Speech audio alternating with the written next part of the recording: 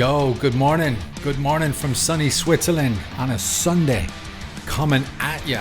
Okay. So I think this is actually going to go on Instagram and Facebook. But we do a YouTube channel.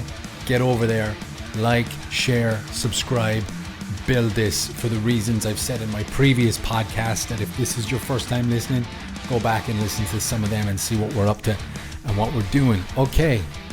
Dustin Poirier versus Conor McGregor. Real quick breakdown today. We plan on doing a more in-depth breakdown during the week. Myself and my partner at CMA, City Martial Arts. That's Evo. We're going to do a full breakdown on Conor McGregor versus Dustin Poirier. But right now I'm just going to give my immediate reaction. I watched the fight live a couple of hours ago. God damn it. You never want to see it end like that. Now, controversial or not controversial, depending how you look at it. But let's break it down. Okay, lots of hype. Lots of animosity in this one. It was a strange one because they were full of hype and animosity in the first fight. The second fight was super respectful. The third fight, out of nowhere comes this bitterness from Conor, hatred, nastiness, got incredibly personal. Family members brought into it. Really, really nasty. Conor should have learned from the Khabib fight that you don't get too personal. If you're going to be a trash talker, be a trash talker. Make it funny. Get it entertaining. Get the people to put their hands in their pockets and pay for the pay-per-view or the tickets or however else you're watching the fight. But when it's personal and you don't win, or when it's personal and you don't perform the way you want, then the whole world is laughing. And right now, the MMA community is as harsh as the heavy metal community. My God, let me see if I can get these on the screen when I edit this. Poirier fans right now. Oh my God. The other one I saw was Conor McGregor's ankle is so broke, it started an OnlyFans account. Oh my goodness. It's hard to watch. It's hard to see, but let's see what happens. First of all, first and foremost, before I go into the actual fight, let's look at the judges' scorecards that were released on the Nevada State Athletic Commission's website. Judge Sal D'Amato, 10-9 Poirier. Absolutely fine. Judge Derek Cleary, 10-8 Dustin. And Judge, I don't even know how you'd even pronounce that name. Camacho, Judge Camacho, 10-8. Now, disclaimer. I'm not a judge. Okay, I'm not a judge. But I know how to judge a round. That was not a 10-8 round. Absolutely not a 10-8 round. Conor had some great success with the leg kicks at the start. Now we'll get into whether or not those leg kicks ended up causing the snap or break or tear. We just don't know what actually happened there. But Conor had some great success with striking. He landed some hard left straights, or would you call it a left cross? He was having great success with he had a couple of calf kicks. He had quite a few that landed right at the side, maybe the quad. But Conor was having great success. Now, Dustin's engaging in the wrestling up against the cage. You know, he's a black belt in jiu-jitsu and he knows what to do to get out of a guillotine choke. And Conor, not known for his submission game, puts on a guillotine choke. Fair enough. But you can't call it a 10-8 round based on the first 3 minutes of the round. Conor was doing a lot of damage. He was landing shots. And 10-8 rounds are dominations, like assassinations. And the simple fact of the matter is that's not what happened in this fight. Conor threw on the guillotine.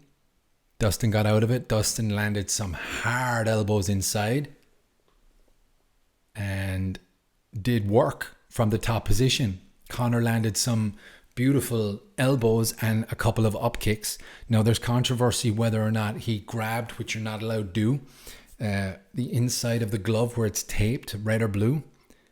You can use that as grip and pull down. But I didn't see that, and Herb didn't call it. But that's not a 10-8 round. That was a 10-9 round. I gave it immediately to Dustin Poirier. Those elbows from half guard or from, I think he landed quite a few from full guard actually. Beautiful, beautiful elbows. Back to the feet. Dustin actually complained to Herb and let Conor back up. But some nice striking at the end. Conor steps back, both missing a punch. Conor steps back. Now, disclaimer.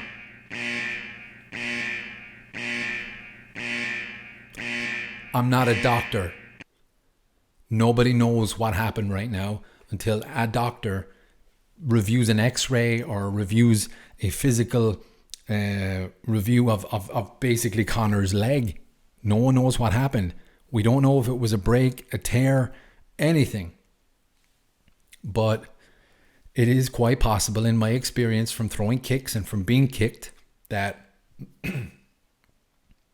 those kicks that Conor were throwing, any one of them lands awkwardly, whether they're checked or not, can cause damage on the kicker. I've had a broken toe from kicking a guy, being out of range, and my baby toe clipped his knee and my baby toe clicked out. I've broken a toe from kicking someone's knee. But shin to shin sucks.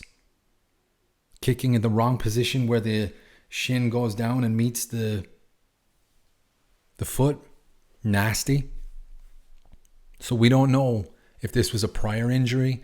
We don't know if Conor caused this by kicking wrong. You don't see a lot of this in kickboxing because their kicks are pretty professional. MMA, you don't have the same level of striking. But then Conor couldn't get up at the end of the round. The round ended. Conor couldn't get up. And that's basically it. Herb waved it off. He had to wave it off. But the trash talk kept going. Dustin does the Conor walk.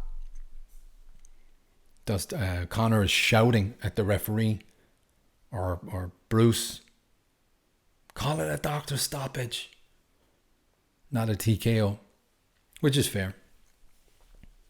But then Conor's shouting at Dustin, yelling his profanities and bringing his wife in his DMs back into the equation. It's really strange. It's a strange situation. The animosity is not squashed. And Dana said at the press conference that the fourth fight is inevitable. But Dustin should get the title fight now against Charles Oliveira. And Conor will probably take, I think it's maybe an 8 or 12 month break. Will he ever come back? Who knows? But we're going to break most of that down in detail during the week. Myself and Evo will do another full podcast version. I'll keep this one around 10 minutes. And I hope you guys enjoyed the fights. Wonderboy Thompson versus Gilbert Burns was a good fight. Good tactical battle. Ryan Hall played a risky game and got caught.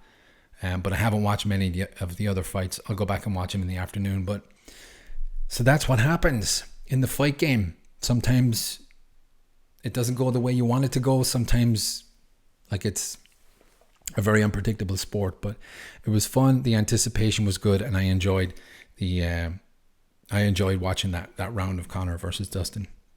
So let's hope Conor makes a speedy recovery. I was going for Dustin, but you never want to see, a fighter go out like that Plus, you could see the pain on his face. Not the pain from his foot, but the pain that he wanted to get up and go back to the corner and regroup and then get into the second round. And you got to feel for him in that sense. But all the personal stuff, he said to Dustin during the week, "You're going to leave on a stretcher, mate." Conor was stretchered out. The MMA community making that front and center with the memes this morning. But nonetheless, I'm ending it here, guys. Go to YouTube. People on Facebook and Instagram right now, go to YouTube and type in CMA Podcast. That is our page. That is our channel. That's where we do the majority of our stuff. We are going to be doing big things over the next 2 months with the plans that we have laid out. And it is a very interesting time to see what happens in the UFC next. So stay tuned.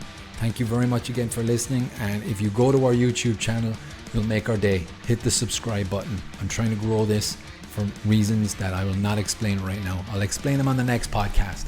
So you guys have a good rest of the Sunday and take care of yourselves.